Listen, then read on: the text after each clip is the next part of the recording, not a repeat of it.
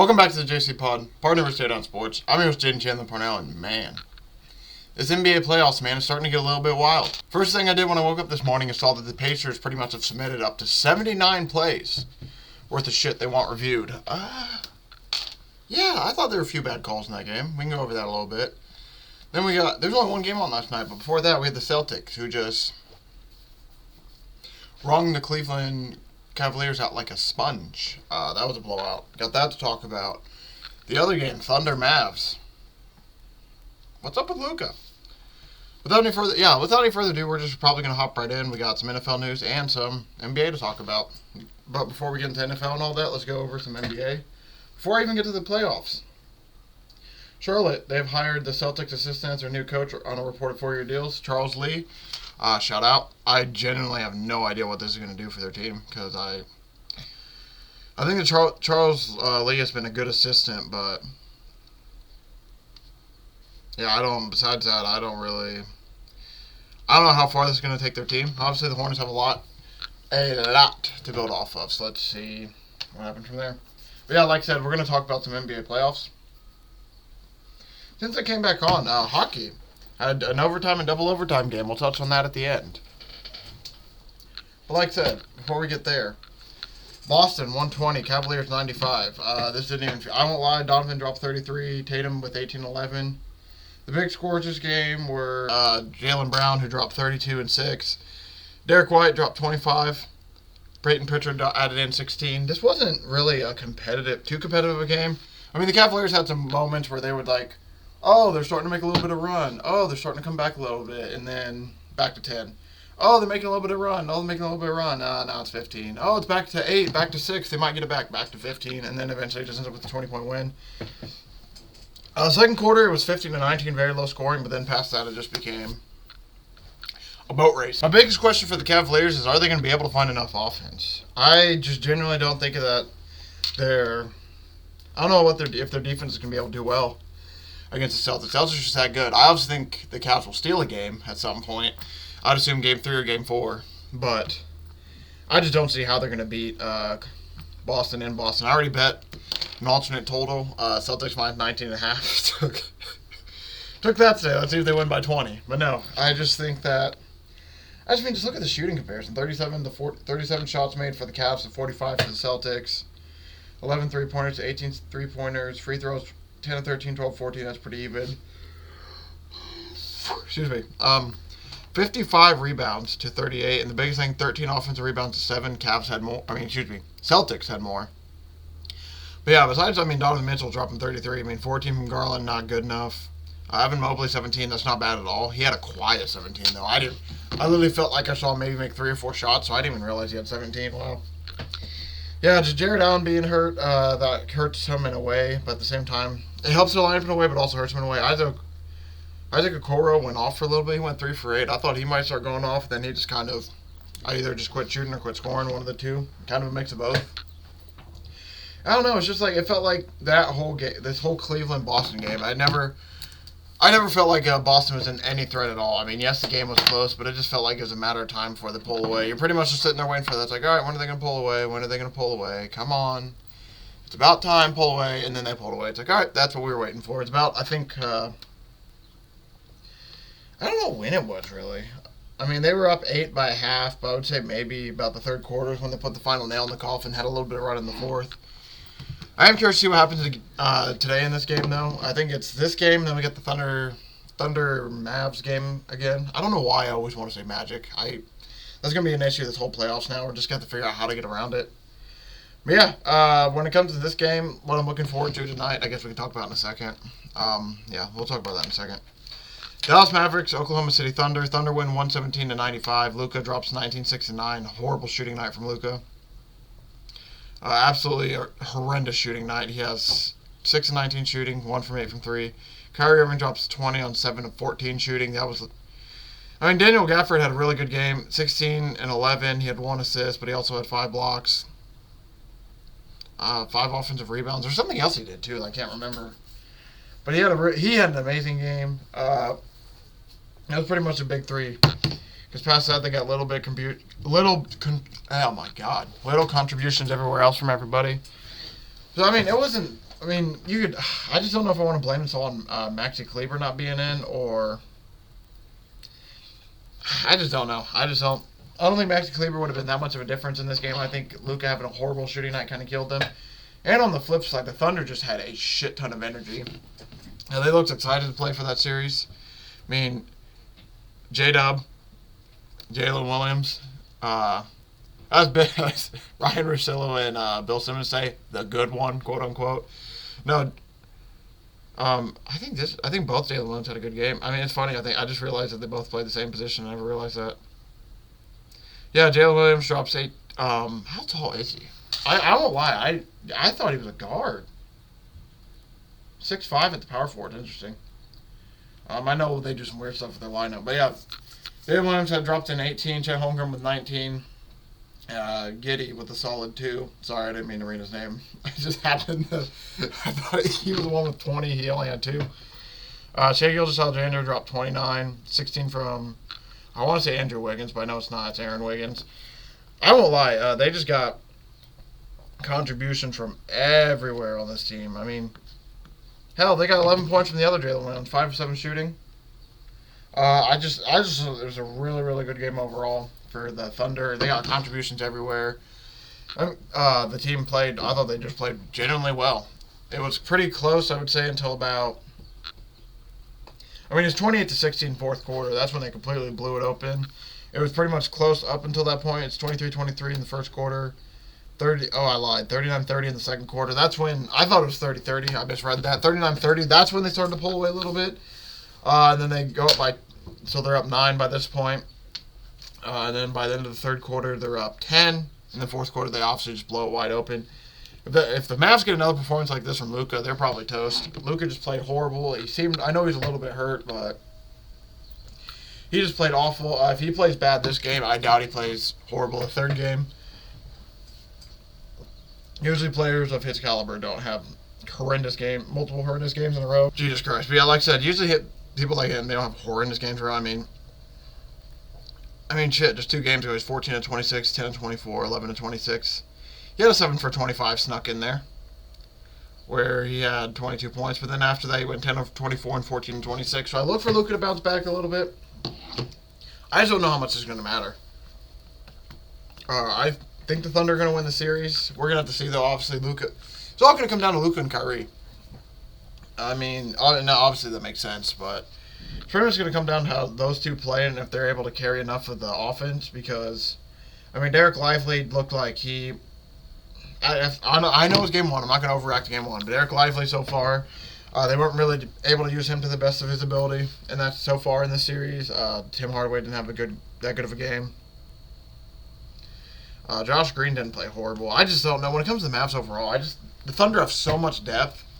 I just don't know I just don't like the Mavs depth compared to the Thunder depth. So every time I see the bench come in, it's very similar like what happened with the Knicks Pacers, which we'll get into. It's like when the Pacers bench came in, a lot of good things happen. When the Thunder bench comes in, I think a lot of good things happen for them. But I think the Mavs just don't have a bench that's able to compete against. If you want to go spot for spot in the bench, obviously I'm not going to do that right now, but like Andrew Wiggins, the other J-Dub, Isaiah Joe. They got some really good guys on the bench. And it's like Dante Exum on the... I'm fine on Dante Exum. Tim Hardaway, he's not bad at all. Even still then, Like I said, I like the Thunder in the series. I think they're probably going to win it. I just like what I've seen from them so far, honestly, man. So far, even in the playoffs, they swept the first round, looked really pretty good in all those games. There's one scare they had against the Pelicans. So far in round 2, going off right off the bat. My God. Yeah, we'll move on now to the game that happened yesterday. Knicks Pacers. Pacers lose 121-130. Yes, we can get to the foul calls, talk all about that, and I'm here in a minute. But, there's some other points I want to bring up. Obi Toppin, 20 points. Shout out to him. He was going off the bench. Didn't play the rest of the game, by the way. He played for he played, I swear to God, maybe 3 to 5 minutes in the third and fourth quarter and didn't play the rest of the game again. Very interesting when he's one of the few, he scored literally the second most on your team, but we're just going to bench him because he's a bench player. Pascal Siakam only had 14, 7 of 18 shooting. Aaron Nesmith, horrible, by the way, the guy that subbed in for Obi Toppin, just didn't do anything in the fourth quarter. Like I said, I'll get to my point I want to make in a minute. Miles Turner, 6 points. Horrible step back towards the end of the game. Tyrese Halliburton had 34. Not bad at all.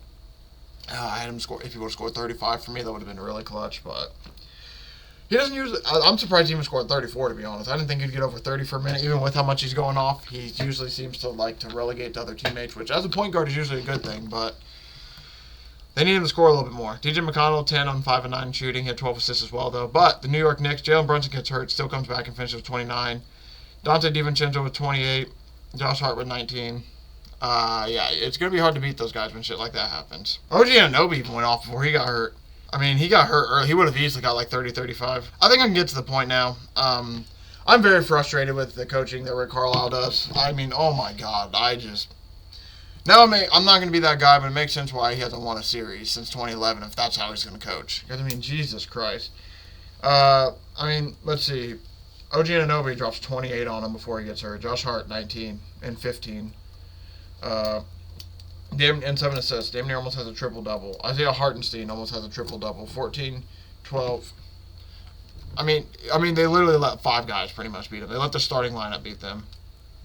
And it's insane with how deep the Pacers can be. The fact that you just let only the starting lineup beat you is... yeah, I won't lie to you. That I just need to take a minute to breathe. Looking at that box score frustrated me a little bit. I'll admit, I lost a good amount on the Pacers last night. I thought they would at least be able to keep it close, but I forgot that their coach is a jackass.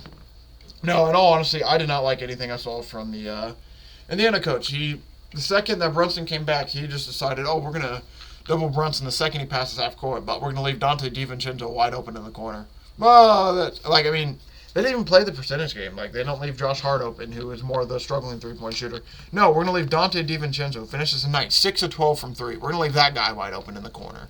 Not only did they leave him open, they left him wide open in the corner. For him, that's pretty much a layup.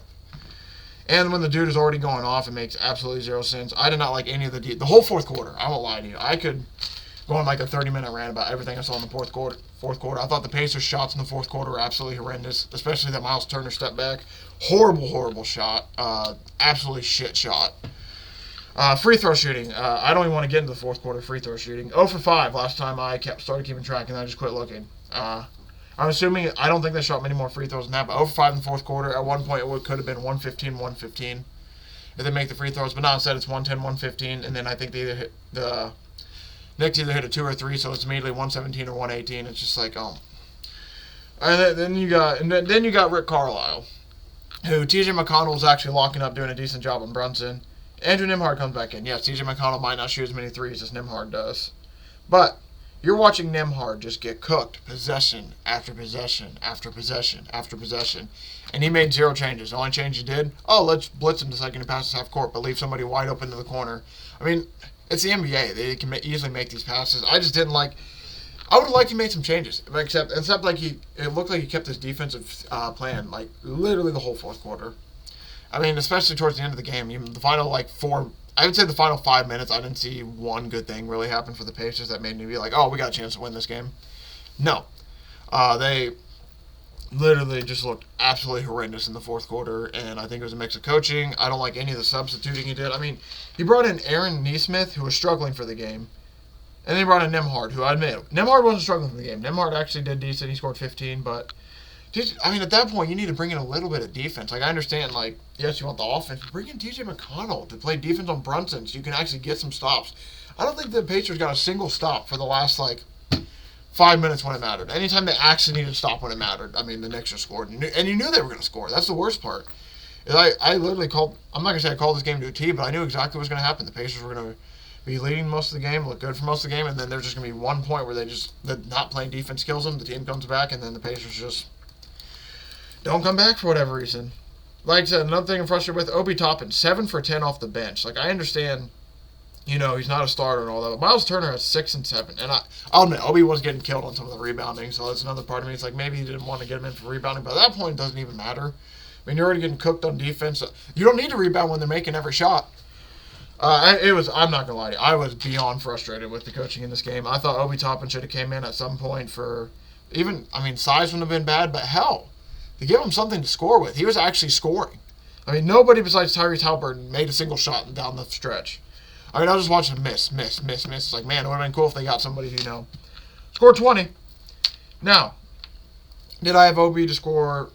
I had him to score 15 points. I'll admit, I did have him score 25 points. But this is not me, saying, oh, I want him in so he can finish my bet. I just want him in because he had a chance to make him win. I mean, where could he have played? Pascal Siakam, who didn't really make a shot. I won't lie, Pascal Siakam looked pretty bad in the last few minutes of the game. He had some good shots. He had some stuff that he did that was all right. But overall, I just did not like what I saw from him. Same with Neesmith. I did not like anything I saw from Neesmith towards the end of the game. And Miles Turner, I understand you have to have a center in there. I wish they would have played maybe Isaiah Jackson a little bit more. There's just some subbing things I wish he did. I understand you want to keep the starters in so you don't lose them. But there was just the fact that he made zero adjustments, and the same thing that happened in Game 1 happened again in Game 2. I have zero faith in them now. I won't lie to you. I don't want to take anything away from Jalen Brunson. Oh my God, he's awesome. Absolutely awesome. Now that I got my Pacers ran over. I mean, it was literally that game. Halliburton, TJ McConnell, Obi Toppin, and then you go to the other side, Jalen Brunson, Dante DiVincenzo. I didn't even know the Hartenstein in there. Those are my three favorite performances from the game. Truly, though, honestly, especially with Brunson being hurt, the fact that he came back and did as good as he did, shout out to him, man. I seriously thought Brunson's being special right now. He's made me a shit ton of money. So and I've actually been fun to watch him. It pisses me off that some of the foul calls he gets, obviously. But overall, man, Brunson's been balling. Shout out to him. He truly has been balling. He's a big reason why the Knicks not only beat the Sixers last round, but they are up in the series right now. Knicks are up 2-0 heading into Friday's game. Like I said, I'm frustrated with the Indiana Pacers coach and how he ended that game. That's on the betting side of it. The actual person who has no side on any of the games, I thought this was a truly fun game to watch. It just sucked that the Pacers kind of fell apart in the fourth quarter. Knicks were able to do what they do, win another clutch game. I think they've had 7 of 8 of their games have went into clutch time, which is, I think, within I think it's within 5 with 5 minutes to go, some shit like that. 7 of 8 games they've been in the clutch time, and they look like they're ready for it. I'm very impressed with the Knicks. No Mitchell Robinson. That's the biggest thing. They lost Mitchell Robinson. They had very little depth. I mean, they played 7 guys, and they end up winning. So, I mean, truly shout out to them. Shout out to Josh Hart too, since I think he's the 4th player ever.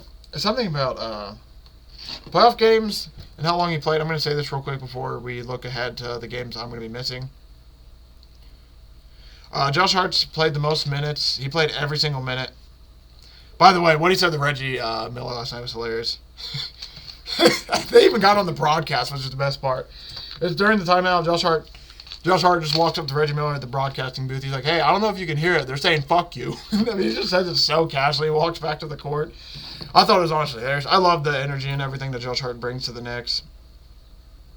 The way he plays and gets all his offensive rebounds, the way he's rebounding is absolutely insane. But here it is. Josh Hart just played the entire game for the 4th time this postseason, the most since Jimmy Butler in 2013. That, shocker, Coach Thibodeau coach. I won't lie. I thought the minutes issue I still think the minutes thing could be an issue. The Pacers need to extend the series to make this minutes thing an issue, but, man, shout out to the Knicks. The Knicks look really good. We might be seeing the Knicks in the ECF here soon. For a little Knicks Celtics. Wow. That would be pretty interesting. But yeah, like I said, we're going to move on now. Going into today's game, Celtics favored by 13.5. I am going to be all over the Celtics. Thunder, they're favored by 5.5. I'm probably just going to lay the 5.5. I think that the Thunder win by close to 10 again. I just don't think Mavs are going to be able to do anything on the road. Maybe at home they'll be able to take a game or two. I just genuinely think the Thunder are going to win this series. I think Luka will probably have a good game too. I'm going to need to check that out. I just genuinely, it's just the way I look at it is the Mavs. It's Luka and Kyrie versus the team of the Thunder. Because I think the Thunder are one of the few teams I watch in this playoffs where it's like, okay, truly anybody can take over. Yes, Shay's probably going to get his, and there's some other guys that will get theirs here and there. But overall, going into a game, I find it hard to bet on that team player points wise because I don't know who's going to go off. Last game, Chet dropped almost 20. He usually scores about 7 to 10 sometimes on other games. But no, the other night he did amazing. And then the next game, he'll drop 8. It's just weird stuff like that. And you go to Shea's probably the only consistent one where it's about 20s, 20s, 30s, 20s, 20s. Past that, I mean, shit, you're getting great performances like that with J-Dub. 18, 24, 20, 20, 19, 9, 17, 10, 11. We'll go to Chet. 37 this game. 19, 14, 6, 26, 15, 13, 22, 9. I mean, Dort even. 7, 11, 12, 15. I mean, it's just literally... Yeah, there's just a bunch of different guys putting in a bunch of different stats. And, I mean, it's a full team effort. And that's why I genuinely think that the Thunder are probably going to win this series. So I like them tonight, again, especially at home. I think they'll win every game at home. I don't see them losing at home in this series. If they do lose at home, I'll be genuinely shocked. I just don't. With how that place was buzzing. And I just think that, yeah, Luka had a really bad game on the road. I don't think Luka will have another bad game, like I said, but I don't think he'll play.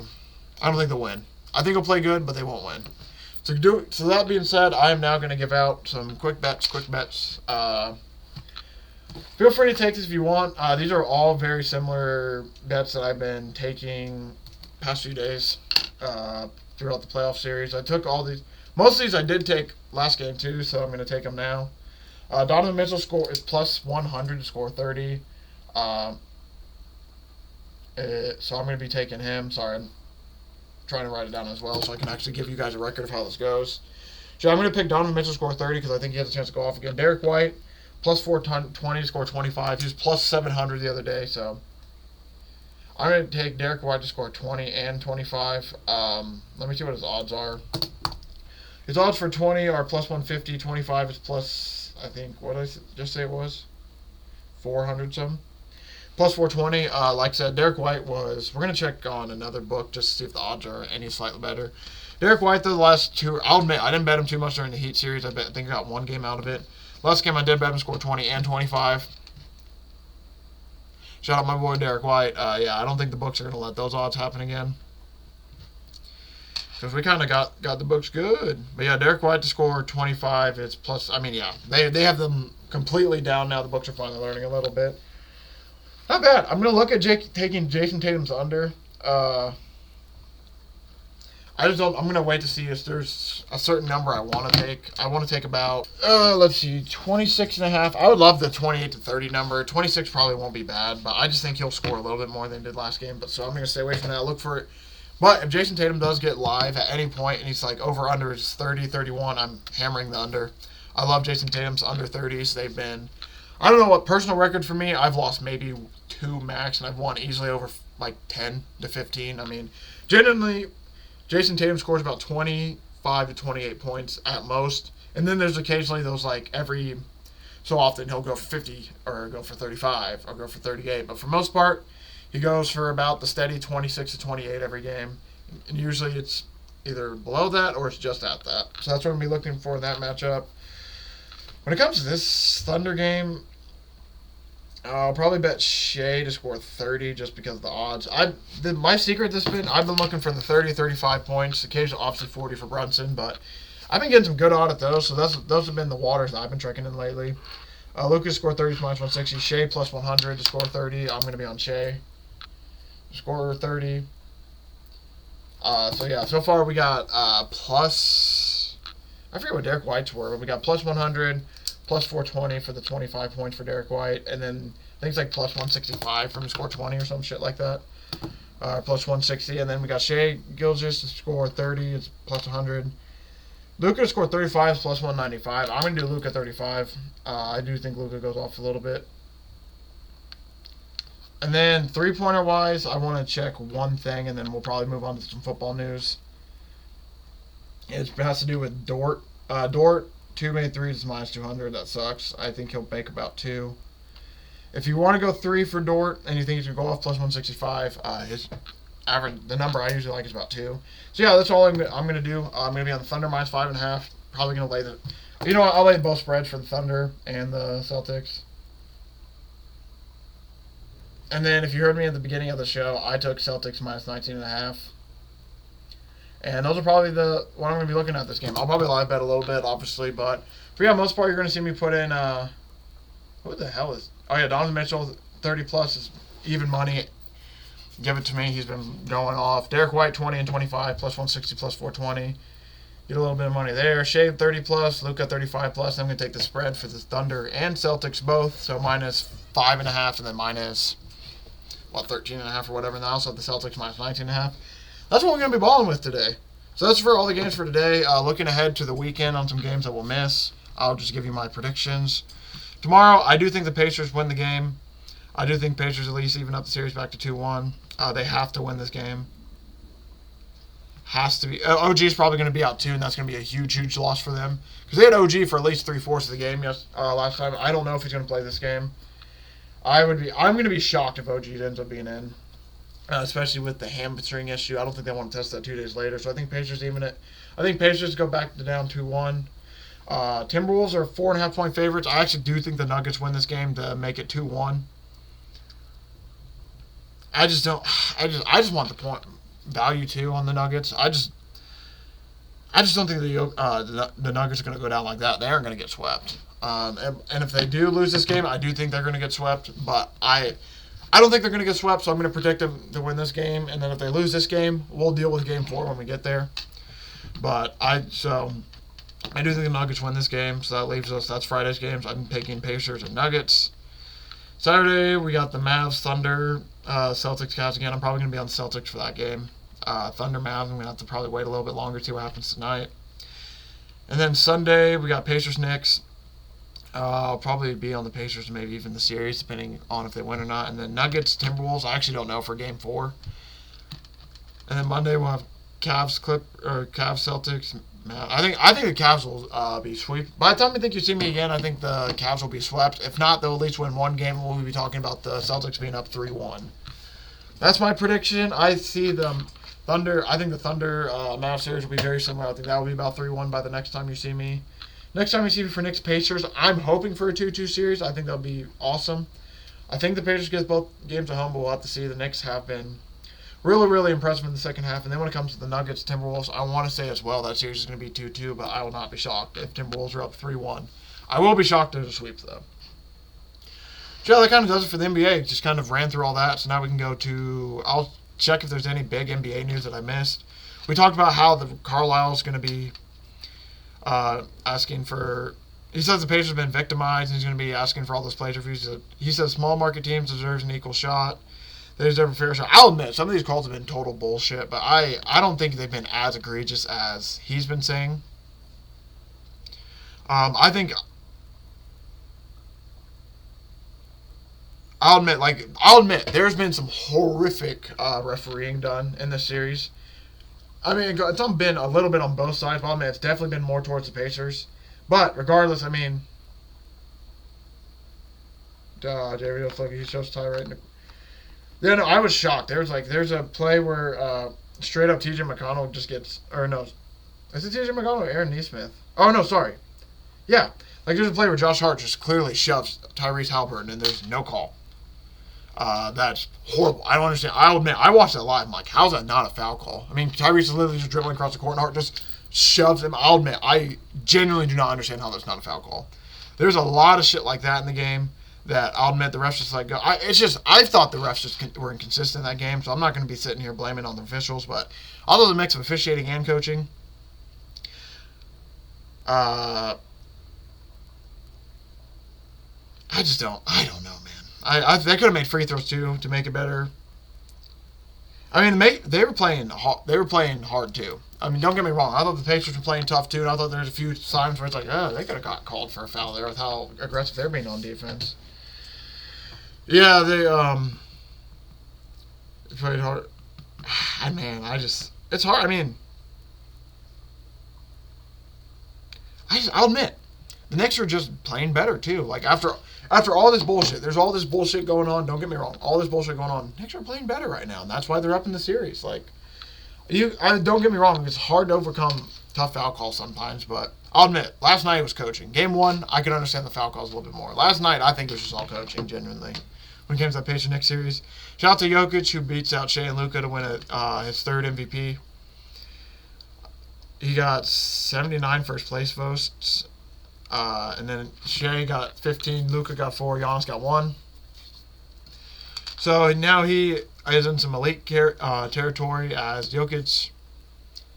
Let's see. How many people have won an MVP 3 times in a row? 3 times. Kareem has done it 6 times, 3 on the Bucks, 3 on the Lakers. Bill Russell 5 times on the Celtics. Jordan 5 times on the Bulls. Will Chamberlain 3 times on the 76ers, 1 on the Warriors. LeBron 2 on the Cavs, 2 on the Heat. Malone 2 on the Rockets, 1 on the 76ers. Larry Bird on the Celtics. Magic Johnson Lakers. Nikola Jokic on the Nuggets. That's it. That's the amount of people who've had 3 MVPs. Elite. Just elite people that he's amongst. Absolutely elite. By the way, seeing Reggie Miller back in New York was kind of awesome. The FU Reggie chants in the middle of the game was awesome. I thought the New York crowd was electric. I genuinely thought last night was a fun game. OG has left sore hamstring. That's all they came out with. So I don't know if it's pulled or if it's just tight or what. But losing him is going to be a huge loss. I won't lie, because they need him for the rotation, and he was going off and playing amazing. I just thought about it. I was like, man, I should have bet him 2 or 3 plus 3s both these games. He's just going off. He was almost at 30 last night. It just sucks he's hurt again, because now first it was the elbow, now it's this. So now they're going to miss him for a little bit. There's a police investigation going on with Pat Bev and the towel incident. Murray was fined $100K for that massage pad, hot towel, whatever it is, for throwing on the court. He got in trouble for that. Mitchell Robinson out at least 6 to 8 weeks with his ankle injury. And that pretty much catches up on some of that quick news. Rudy DPOY. Yeah, pretty much catches up on everything NBA-wise that we've missed. So now, that leads us into the National Football League, where we will talk some news. I don't think too much has popped off, honestly, since last time you saw me. I just don't think there's genuinely been that much that's been happening. It's kind of the off season, you know? Yeah. So let's just get started. Giants are adding Allen Robinson to their wide receiver room. That puts him with, who is their wide receiver room now? So that's him with, it's him, Malik Neighbors, Wan'Dale Robinson. Man, I can't. I'm just trying to do it all off the top of my head without actually looking it up, because we're going to be doing roster deep dives here soon anyway. Man, I don't know. Darius Slayton, I think, is still there. I don't know. I think the Giants are going to have an interesting year this year. Especially no Saquon. It's going to be, I think it might be a rough year. I would not be shocked if we see the end of Daniel Jones and Brian Daboll. I would not be shocked. The Raiders assistant GM excited by the QB battle between Minshew and Aiden O'Connell. I honestly thought that Gardner Minshew was coming in there to be the starter, but hey, maybe not. I think he's slightly better than Aiden O'Connell, but man, I don't know. I think it's going to be kind of a sneaky good QB battle because of the way those two are mentally built, but we'll have to see. Daniel's not sweating week 1 starter status. No shit, because you're going to start, buddy. I mean, there is absolutely zero chance that Jaden Daniels not starting by week 1. I think it'd just be dumb. Why would you not start him? The Commanders have been so bad, you might as well just get him out there. There's genuinely no reason not to start him. So after being released by the WWE, I guess Gable Stevenson is drawing some NFL and MMA interest. I'll bet he's a big-ass dude. I would not be shocked if he ends up in the... I would think he'd be more an MMA guy than a football guy, because it sounds like he might play D-line or linebacker. I don't know. I would assume that, he's built more for the MMA. Just, I don't like this is a big ass dude. He might be able to pass rush a little bit. There's a bunch of BS. Okay, so the NFL schedule is going to be released May 15th. So I think it's a week from today. Oh, sorry, it's going to release on a Wednesday. So that's going to be awesome. Next Thursday, we're going to be probably talking schedule release all of Thursday. NBA playoffs and schedule release is probably going to be the schedule. I might actually write that down now. We're going to get ahead of that real quick. NFL news, NFL. Yeah, so next time you see me a week from today, we'll be talking some NFL schedule news, which is crazy that it's already out. Apparently, Chief Rice is being investigated for alleged assault incident, so he just can't stay out of trouble right now, which is sad to see. Just a young guy. I'm not going to say the success all got to his head and everything, but he just has a lot going on mentally right now. He needs to Either change his crowd or get his shit figured out, because there's just no reason to throw away your career over all this dumb shit that you can do. Once you're done playing, like, bro, just play. Just go 5 to 10 years without doing some dumb shit, and then, assuming you're out of the league in 5 to 10 years, then you can start doing all the dumb shit. It won't be as bad. I mean, you still shouldn't do it regardless, but, man, I hate watching young guys throw away their careers like this. Joe Burrow, we talked about it a little bit on Tuesday. He is feeling really good now after the injuries. The Titans are signing Tyler Boyd to a 1-year, $4.5 million deal. I thought this was a decent signing for them. He reunites with Brian Callahan, so yeah, probably really, really good signing then. Somebody who knows him and somebody that will be able to get the best use out of him. Yeah, that's probably going to do it for today, I think. A little bit of a shorter day, just because, like I said, there was literally, I think, maybe 5 things in the NFL that actually, like, were worth me talking about. I can go, we'll go check, actually, on Ian Rappaport real quick. See if there's anything, like, he's reported that I've just straight up missed. Like I said, we talked about that? I actually don't think. I genuinely think we're all pretty much caught up. Oh yeah, Tua's younger brother is apparently in the Seahawks rookie minicamp. I didn't realize he got drafted. I thought he was staying for one more year. Yeah, I genuinely thought he was trying to stay in college for one more year, so shout out to him. Yeah, that's probably going to do it for today. A little bit shorter than what I did on Tuesday, but I don't know why. There was even less to talk about, honestly. I mean, we had 3 basketball games. There's one full less basketball game to talk about and break down.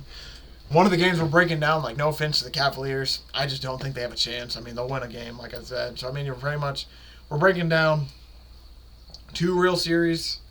One series that's probably going to be a sweep, and then,